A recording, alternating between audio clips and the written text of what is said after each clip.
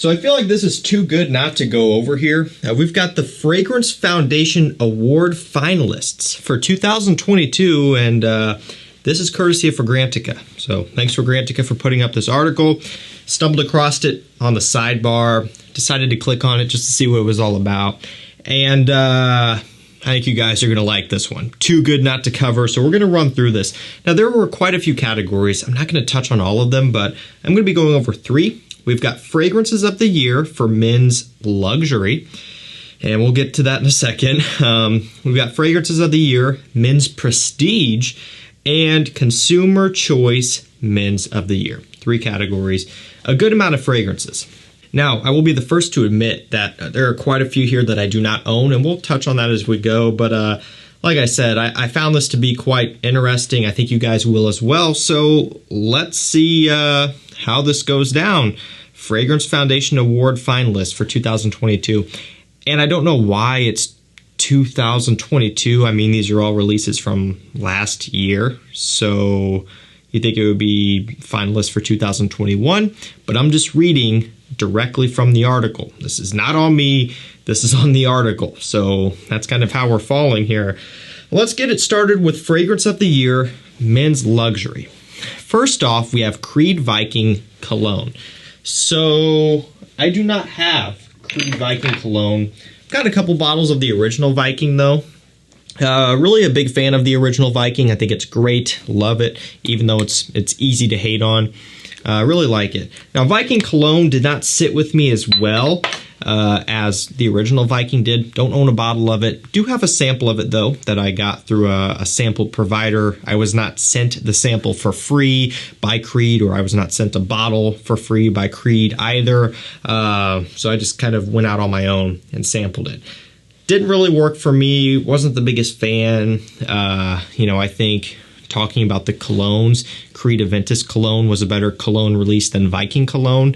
All that being said, I don't think it's a terrible fragrance. I just think that it's surprising to me that it won as Fragrance of the Year in men's luxury, and you'll see why I'm doing this in a second. Next up, we have Gucci, The Alchemist's Garden. So, have not smelled this one, have no idea what it's like. Sounds to me like it's Gucci's more private blend line, like a Tom Ford private blend, Armani private blend, YSL, exclusives line. All of those designer brands have it. Sounds like it's coming from there. Haven't tried it, but, Gucci, they're capable of some good stuff, so it probably is pretty decent. Next up, we have Gloaming Night Eau de Parfum. Literally copy and paste. It looks like Gloaming Night Eau de Parfum. Haven't tried it either. Next up, we have House of Beau Espiritu. Haven't tried it. And here's where it gets good. We have Sauvage Elixir, or Parfums Christian Dior Sauvage Elixir, if you want to get really fancy. So here's where it gets weird, and why I wanted to do this video. Part of the reason was you have Creed Viking Cologne, Creed Viking Cologne, and Sauvage Elixir in the same category. Sauvage is making it into the luxury category, and to be fair, putting that aside, I think Sauvage Elixir deserved to at least be in the same conversation here for last year's releases. I think it is really good. Grew on me heavily. I think it's a really capable release. I think it's a great scent, but it is weird though seeing clearly a designer brand mushed in with a niche brand, or vice versa. Seems like, I don't know, just a little bit of a weird approach. And when we get to the next category, you'll see that as well. And finally, last up for this category here, we have Ombre Leather Parfum. So again, clearly a designer. If you consider the private blend niche, fair enough. This is not the private blend. This is the more approachable designer line, the signature line of Tom Ford, which Tom Ford, of course, is a designer. So it just seems very strange to me. Again, putting all of that aside, not a big deal. Ombre Leather Parfum, I like it. Now, for me, does it warrant a purchase over the original? Not necessarily. There are differences here, but there are also a lot of similarities. And for me, I think in a lot of instances, if you have the original, stick with it. That's fine. If you really want to go down the rabbit hole and get the Parfum because of the Parfum wearing experience, you can go for it. But scent-wise, I don't find it to be different enough to warrant an additional purchase, especially if you already own the original, of course, because these are not really affordable. The Parfum here is going for a pretty penny, and it's not really discounted yet. All that being said, though, I think it deserves to be in the conversation here. It's a good scent. I love the DNA. Next up, we have Fragrance of the Year, Men's Prestige. So we're going to kick this off with a couple fragrances. First of all, Burberry Hero. Yes, Burberry Hero. So I don't own this one. Kind of gave up on it. Basically, I was trying to get it through this website called lookfantastic.us. You guys may have heard of them. Sometimes they'll get in new releases before any other brand, especially within the US. And so that's what I was trying to do. I was trying to purchase it through them. I ordered it, and after I ordered it, I started getting email after email after email saying, we're working on your order. We're working on it. We promise. We promise you we're about to ship your order. And they never shipped it. Now, I'm not bashing the website. They ended up giving me a full refund after I reached out to them and said, hey, just forget about it. Like, it's not going to come in time now. At that point, it was available everywhere else. So I just said, you know, whatever, no big deal. And so I wasn't able to get it through them, at least on time or before other places ended up getting it in stock. Now I think it's available most retail places. And so I gave up on it. And ever since then, I just kind of brushed it aside. After looking at other reviews, it seems to not be the most worthwhile scent anyway, so I haven't picked it up. There's my whole story on that one. Haven't tried Burberry Hero. From what I've gathered, though, online, doesn't really seem like it would be the best fit for winning an award such as this, also being in the prestige category. And it's just kind of weird because you have luxury and you have prestige. I mean, I guess luxury is supposed to be above prestige, but yet you have a mix of designers in the luxury category as well. Could be going off a price point, but also, I don't know, just a little bit strange to me. Definitely aren't going off a brand here. Next up, we have Hermes H24 Eau de Toilette. Have this one, or had this one, reviewed it, ended up giving it away. Not really a fan of it. Didn't work for me. Very metallic, fresh, clean, very wearable. I'm not saying it's a bad scent. It is pleasant. But there was just some things about it that didn't sit well with me. It was something that I wasn't going to wear. And if I didn't stand behind it 100%, I wouldn't feature it in videos anymore. So it just made more sense to give it away to one of you guys, and that's what I did. Don't have that one anymore. Do I think it was worth to have an award win for it? I don't necessarily think so, but to each their own. I know it was definitely a really hot seller. Next up, we have Moncler Pour Homme. Haven't tried it. Next two are going to be pretty entertaining here. Yes. Yes. Paco Rabanne Phantom made it in the list.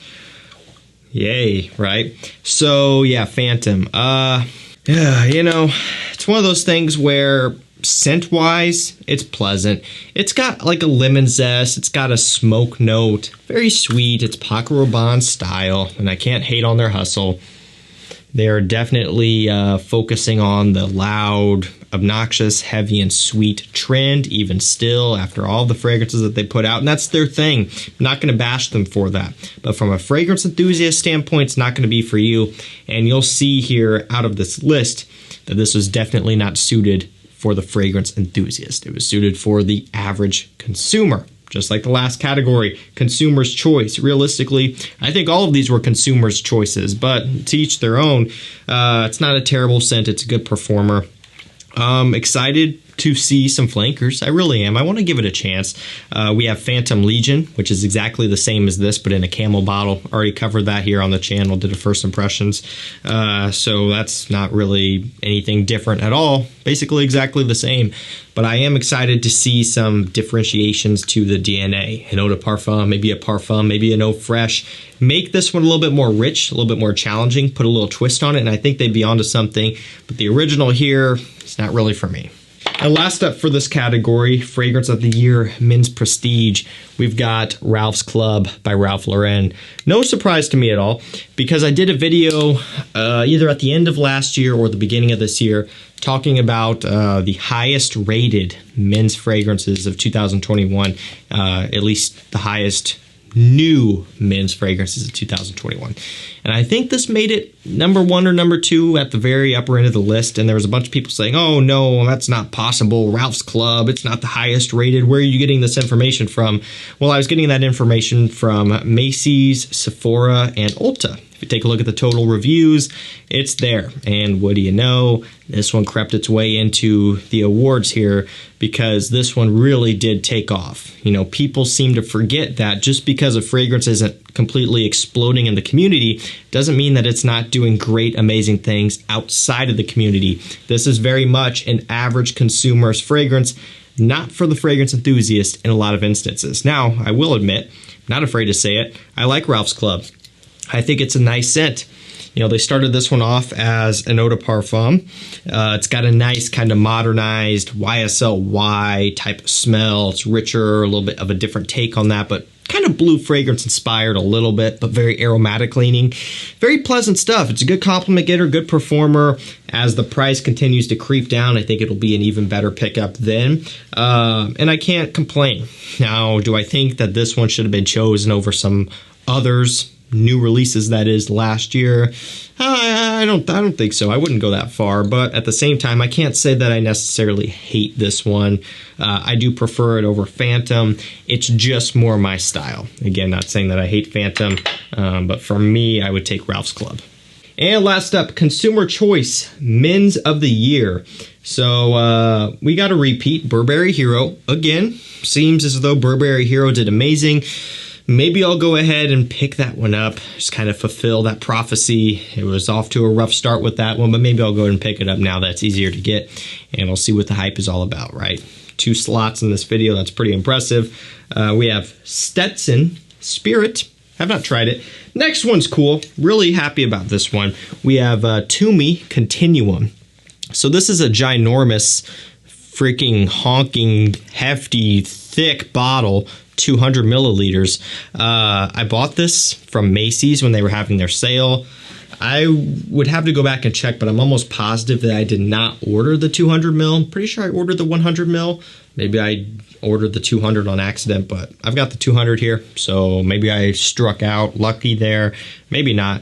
If you're new to these bottles, though, very cool design. Metal cap. I mean, they're not sparing any expenses on the presentation, but you twist that, the cap pops off. I mean, this will not come off without you twisting the latch, okay? Very cool. It's a warm, spicy, heavy dose of cardamom, a lot of sweetness. When I first got this one in, I don't even know if I should spray it. I'm not, well, should I? Should I not? Okay, I'll do one just for you guys. When I first got this one in, tried it out, sprayed it upstairs for the first time. It was upstairs throughout almost the entire house. I mean, it was strong stuff, room after room. It was following me everywhere. Even though I didn't spray it on my skin, it was like clinging to me and following me around. I could not get away from this stuff. Very strong, very potent. It's a great performer. And this is kind of a brand doing something a bit different. You know, it's not a blue fragrance. It's not a freshy. It's not a super sweet, basic fragrance either. I think it's them kind of branching out, doing something different. Tumi seems to be a bit newer to the fragrance game. For what I understand, I've got Awaken, Unwind, and then one more that I got as well. I can't remember what it is off the top of my head. And then, of course, this one. But good stuff here all around. I think they're great fragrances. The presentation is going to be a huge selling point for a lot of people. You could legitimately throw this bottle at someone's head and do some serious damage, like get assault charges probably. You thought Parfums de Marly bottles were heavy, which they are, but I mean, this thing is top heavy, just like a PDM. It's big, it's massive, it's 200 mils, but still, heavy, thick glass, metal cap. This stuff is awesome, cool stuff. And, you know, can't necessarily complain that it won an award. And last up, another one that is surprising, but I do like the fragrance. It's Victoria's Secret Deep Water. So I've actually featured this one in lists a couple times. I honestly had no idea that this would even come close to making a video like this. Wasn't even a thought in my mind. But you know what? It made it, and I can't complain. It's another very pleasant one. It has like clary sage, aromatics, ice, citrus. You know, very, very easy to pull off, very wearable, great smelling stuff. Performance is decent at discounters. It's also a good price. Very pleasant stuff. Consumer's choice, again. It's not going to blow away a lot of people. But here's what I find weird, is that you have something like Tumi Continuum making the video as consumer's choice, but then you have some stuff like, Ralph's Club and Phantom and Men's Prestige making that category. You almost thought it would have been the other way around. See this one in Prestige, see Ralph's Club / Phantom and Consumer's Choice. I get they only have so many spots, but I don't know. I feel like out of all of them here, this is probably going to be one of the more different ones, at least out of the ones that I've smelled, of course. Obviously, there's some niche brands in here that I've never even heard of, and I can't speak to that. But really, though, even over Creed Viking Cologne, over Burberry Hero for sure. What else do we got? H24. Thought this would have done better in one of the more prestigious categories, so to speak, but it landed up in Consumer's Choice. So a little bit weird. A lot of you, I think, will find that this awards here was a little bit strange, but is what it is, and I did want to cover it because I'm sure the comments are going to get real lit. So that's it for me. What do we got? Fragrance Foundation Award finalists for 2022. We'll provide links to these down below. And of course, I want to hear from you guys. Let me know your thoughts on these.